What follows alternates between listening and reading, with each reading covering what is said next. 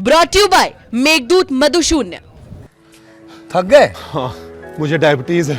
ये लो मेघदूत मधुशून्य, एनर्जेटिक रखता है। अरे वाह। मेघदूत मधुशून्य खाओ, फिट एंड फाइन हेल्थ बनाओ।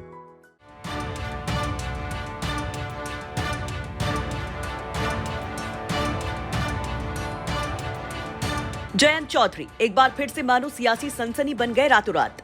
सवाल उठने लगे कि आखिर जयंत क्या पका रहे हैं, खिचड़ी, बिरयानी या सत्ता की खीर चखने को हैं तैयार। ये सवाल उठा तब जब कल रात करीब 10 बजे उन्होंने 2 ट्वीट किए, जिसके बाद इन ट्वीट्स और जयंत के बयानों के मायने निकाले जाने लगे कि आखिर क्या कहना चाहते हैं जयंत। क्या जयंत का गठबंधन को लेकर ये बड़ा इशारा है, कोई बड़ा संकेत है? पहले जयंत चौधरी का ये ट्वीट देखिए, खिचड़ी, पुलाव, बिरयानी, जो पसंद है खाओ। आगे एक और ट्वीट कर जयंत लिखते हैं, वैसे चावल खाने ही हैं तो खीर खाओ। तो जयंत कह रहे हैं कि अगर चावल ही खाना है तो खीर खाओ। तो क्या उनका ये संकेत एनडीए को लेकर है? दरअसल अभी कुछ दिनों पहले आरएलडी की एनडीए में वापसी को लेकर खूब चर्चाएं उठी।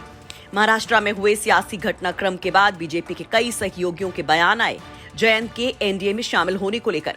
हालांकि जयंत ने बागपत के कार्यक्रम में उससे इनकार तो कर दिया, लेकिन अब एक बार फिर से जयंत के इन ट्वीट्स ने उस सवाल को हवा दे दी कि क्या वाकई 2024 के चुनाव से पहले जयंत कोई बड़ा उलटफेर कर सकते हैं। दरअसल कहा जा रहा है कि विधानसभा चुनाव के बाद से जयंत और अखिलेश के रिश्ते में कुछ दूरियां हैं।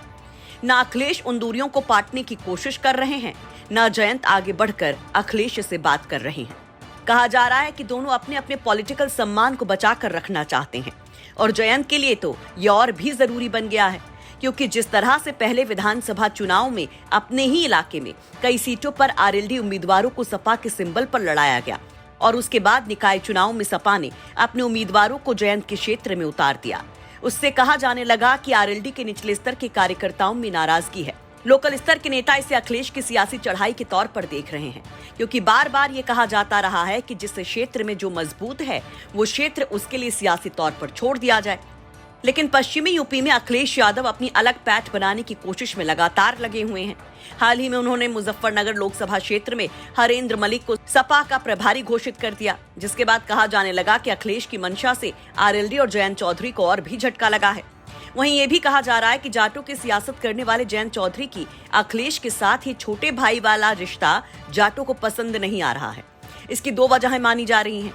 एक तो 2013 के दंगे के घाव अभी भी कहीं न कहीं हैं, जिसे गाहे बगाहे बीजेपी कुरेदने की कोशिश करती रहती है, जिससे अखिलेश से अभी भी जाटों की नाराजगी बताई जाती है। वहीं दूसरी ओर जाटों की चौधराहट, जिसमें वो खुद को दूसरे पायदान पर नहीं समझते। कम से कम पश्चिमी यूपी में तो वो खुद को नंबर 1 पर ही रखते हैं। ऐसे में जयंत की अखिलेश के आगे छोटे कद या कॉम्प्रोमाइज को जाट स्वीकार नहीं कर पाएंगे। वहीं विधानसभा चुनाव के नतीजे भी बताते हैं कि अभी भी जाटों का एक बड़ा हिस्सा बीजेपी के साथ है। ऐसे में ये भी जयंत के लिए एक बड़ी चुनौती है। ऐसे में ये कहा जा रहा है कि जयंत भी अपने प्रेशर कुकर की पॉलिटिक्स के जरिए एक उबाल मारने की जुगत में है। गठबंधन में ज्यादा से ज्यादा सीटों और अपने स्वाभिमान के लिए वो ये प्रेशर टैक्टिक को अपना रहे हैं, क्योंकि जयंत अच्छे से जानते हैं कि 2024 के लिए वो विपक्षी गठबंधन और एनडीए दोनों के लिए जरूरी है। फिर चाहे वो विपक्ष के गठबंधन की खिचड़ी में शामिल हों या सत्तासीन पार्टी की मीठी खीर में, उनका चावल कहीं भी गल सकता है।